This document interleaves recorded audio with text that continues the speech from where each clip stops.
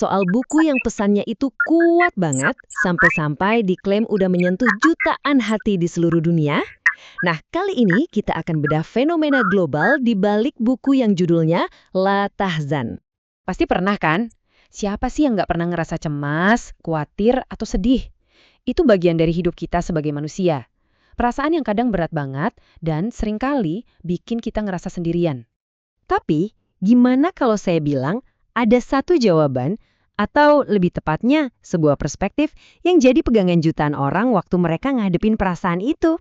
Dan jawaban itu ada di dalam sebuah buku. Dan inilah bukunya, La Tahzan. Coba deh lihat tulisan di sampulnya.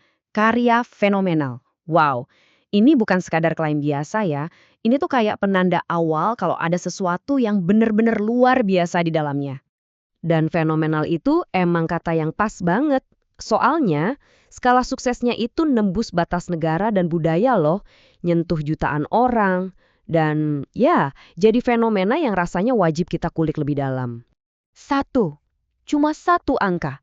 Tapi di balik angka ini, ada klaim yang paling berani dari buku ini. Betul, Anda nggak salah baca. Klaimnya itu buku terlaris nomor satu di dunia. Gila kan? Klaim yang gede banget. Ini langsung bikin kita mikir, gimana caranya ya buku dengan pesan yang kelihatannya simple ini bisa sampai ke puncak dunia. Jadi, apa sih rahasianya? Apa yang bikin pesannya sekuat itu? Yuk kita coba bedah lebih dalam lagi. Kita intip apa yang ada di balik sampulnya buat nemuin sumber kekuatannya. Oke, kita mulai dari yang paling kelihatan dulu ya, dari sampulnya. Ada 3 hal penting nih, judul, subjudul, dan penulisnya. Judulnya aja udah langsung kayak perintah yang menenangkan gitu ya. La tahzan. Ini tuh dua kata dari bahasa Arab yang artinya langsung banget. Jangan bersedih. Simple, to the point, tapi kuat. Dan biar makin jelas lagi, subjudulnya dalam bahasa Indonesia langsung nekenin. Jangan bersedih. Lihat deh pakai tanda seru. Jadi ini bukan sekedar saran ya, tapi lebih kayak perintah yang penuh keyakinan. Nah, siapa sosok di balik pesan sekuat ini? Dia adalah Dr. Ain Al-Qarni. Beliau ini seorang cendekiawan yang emang terkenal jago merangkai kearifan spiritual jadi kata-kata yang kena banget ke banyak orang, dari mana aja asalnya. Oke, jadi kita udah tahu nih artinya apa. Pertanyaan selanjutnya, kenapa pesan ini bisa seberpengaruh itu di seluruh dunia? Apa sih yang bikin pesannya jadi relevan buat begitu banyak orang? Nah, disinilah letak jiwanya buku ini. Kekuatannya itu bukan cuma sekedar motivasi biasa loh. Buku ini menawarkan harapan yang akarnya itu dari panduan spiritual yang dalam. Jadi tujuannya itu ngasih makna bahkan di saat-saat paling sulit sekalipun. Jadi kalau kita coba rangkum, kenapa buku ini bisa kena banget di mana-mana? Kayaknya karena kombinasi unik ini deh. Pertama, pesannya itu universal. Jangan bersedih. Semua orang ngerti. Kedua, nadanya optimis dan ngasih semangat. Tapi yang bikin ini komprehensif itu perspektif spiritualnya.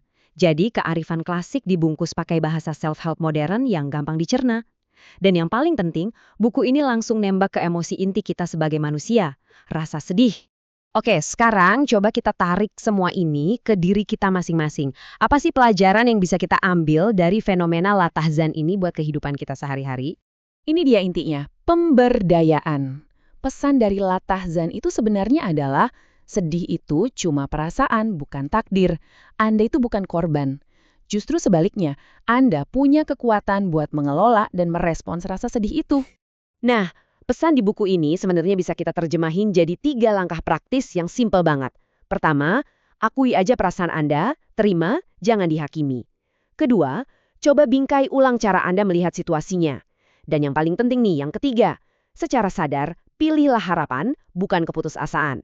Jadi, sebagai penutup, saya mau kasih satu pertanyaan buat Anda renungkan. Nggak perlu langkah yang besar kok, cukup satu langkah kecil aja. Pertanyaannya, apa satu tindakan kecil yang bisa Anda ambil hari ini untuk memilih harapan dan menjauh dari rasa sedih? Coba deh difikirkan.